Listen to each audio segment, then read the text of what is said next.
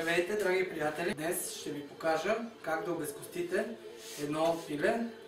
Че ще го обезкостим, ние ще го напълним и след това ще го запечем на фурна. Първо ще подготвим пилето, като махнем крилцата и оставим само двете бутчета. Сега ще ви покажа един интересен номер за крилца, как може да си ги обработите.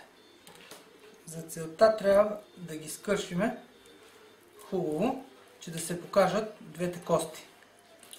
Ето тези двете костици.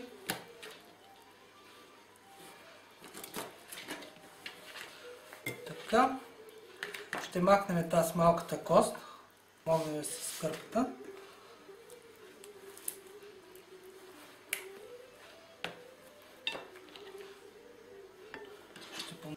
След като сме махнали коста,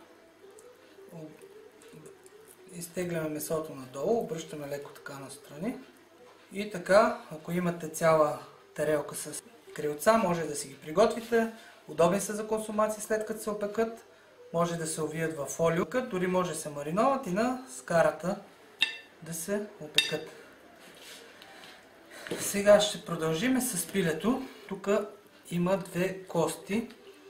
Две костици на гърдите. Ще оголим месото, за да извадим двете кости.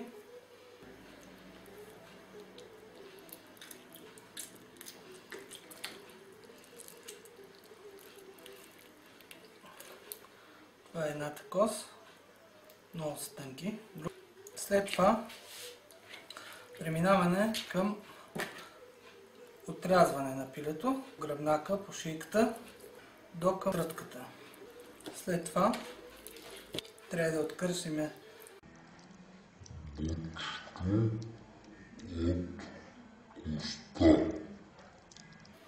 за целта режем така и трябва да го откачим от фенера. Продължаваме и от тази страна.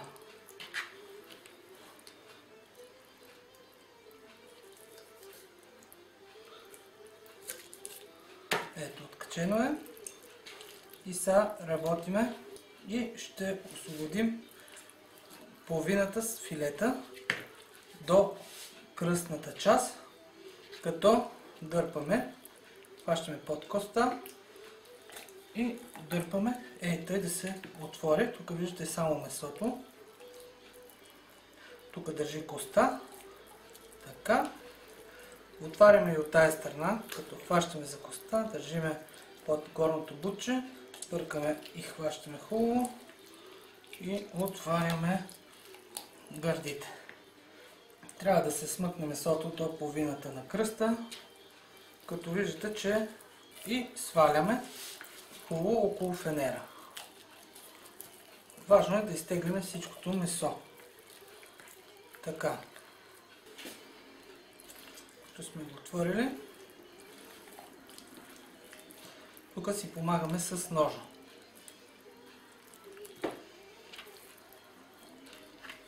Като изрязваме около фенера.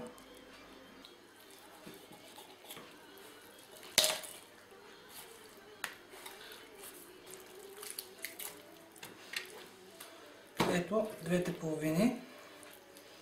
Сега ще ви покажа как ще извадиме. Изваждаме двете филенца, като ги отрезваме отгоре.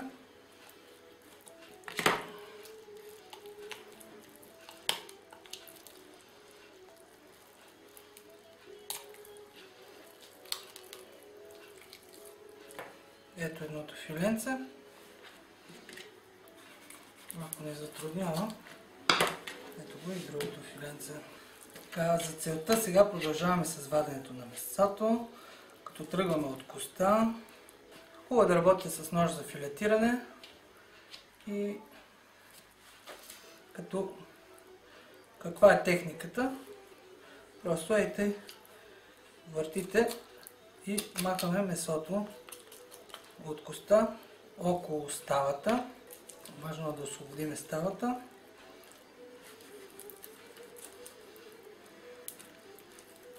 И започваме същата процедура за отделяне на месото. Ще хвана по-малкия нож.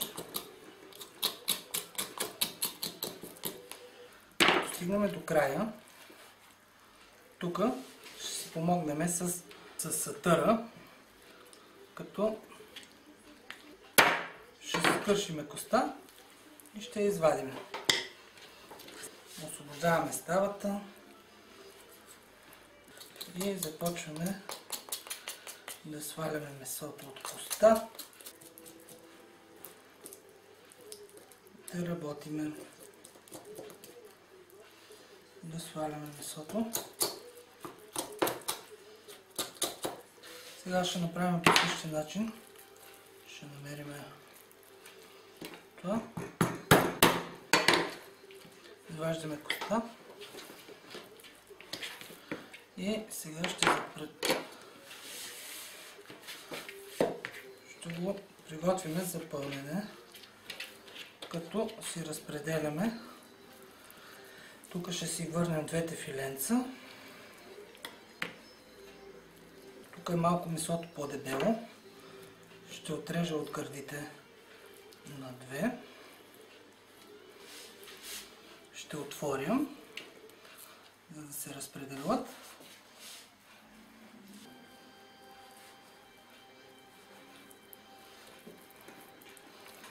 Смятам, че това е достатъчно, за да предприеме пълненето на пилето. Ще го осолим малко със сол. Ще сложим черен пипер. Аз ще сложа бял пипер. Малко къри. Сега започваме пълненето. Пънката сме използвали ориз, воденички, пилешки дробчета, както си му е редът за едно пълнено пиле. Си поиграваме с ръце, ще напълним бутчетата. Аз май забравих да извада. Все пак казахме, че го обезкостяваме. То ще се излезе цялата кост. Сега за предпочитане е да не го правите след като сте сложили пънката. Но ако сте доста сръчни, ще се справите без проблем.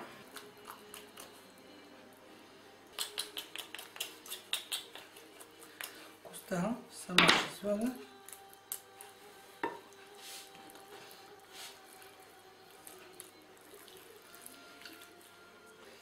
И пристъпваме към загъването половината. И сега ще започнем пилето.